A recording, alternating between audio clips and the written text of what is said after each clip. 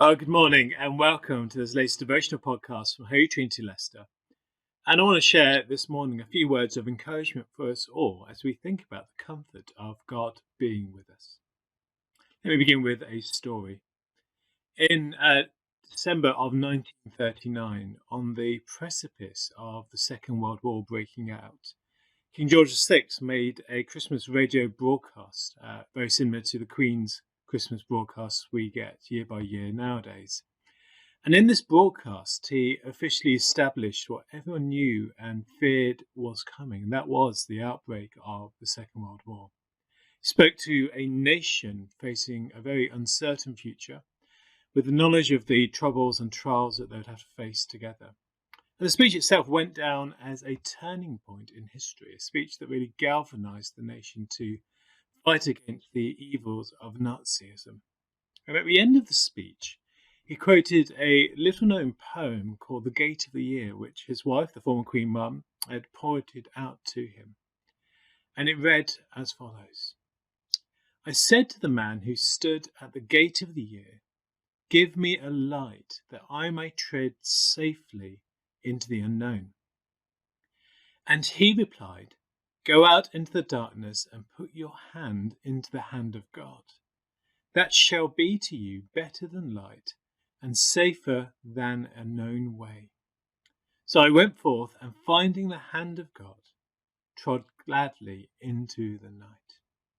And history testifies that that night the nation took the hand of God and trod into the night, into the unknown, through 5 years of trials, of horror, of seemingly hopeless odds, that great bleak unknown, the loss of loved ones, the trauma of the Blitz.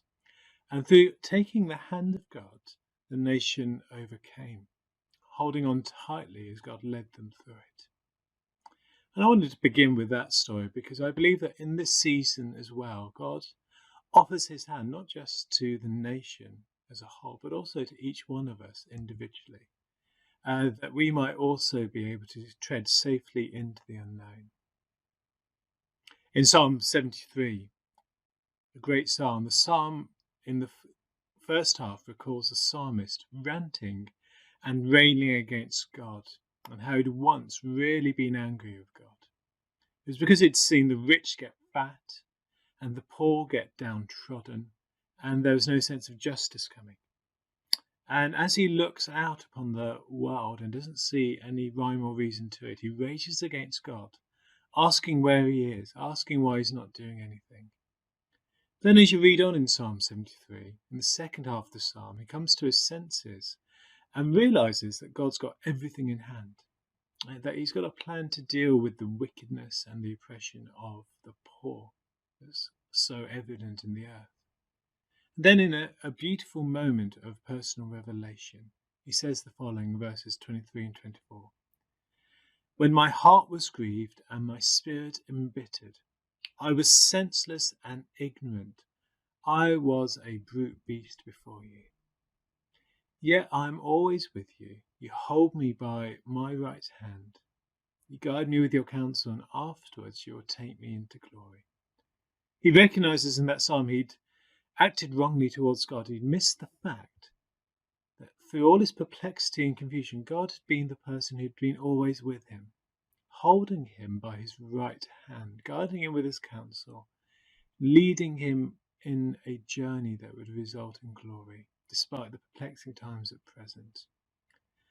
And for many of us in this time, where the path isn't clear ahead, where there's a mixture of hopes and rumours of hopes, and also difficulties and a seeming permanence to the season, I think God once again is asking us to recognise his outstretched hand towards us, that he holds us by the right hand, that he doesn't offer us exact timings, exact guidance as to how it's all going to pan out, but rather he offers us himself in his hand, something much better. In our lectionary reading this morning, that millions of Anglican Christians across the world will be reading together, one of them is 1 Corinthians chapter 10, which speaks about, in retrospect, Israel's wilderness wanderings.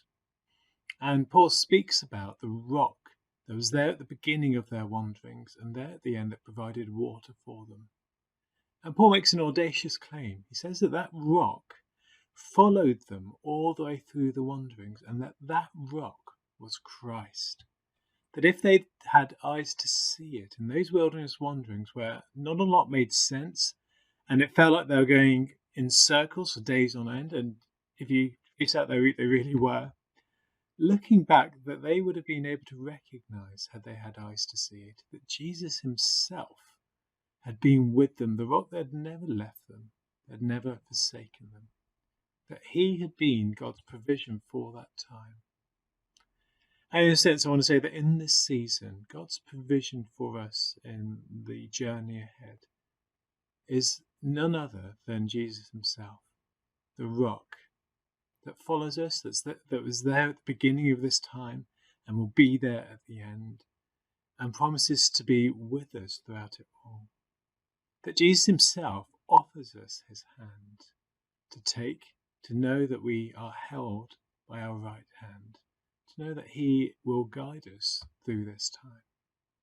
And it's as simple really as a child taking the hand of a parent crossing the road, just knowing that while he holds us by the hand, that we can tread safely into that unknown, that as long as we are assured that he is with us, whether we feel it at times or don't, that he's holding us by the right hand, and therefore we can be led through the time safely.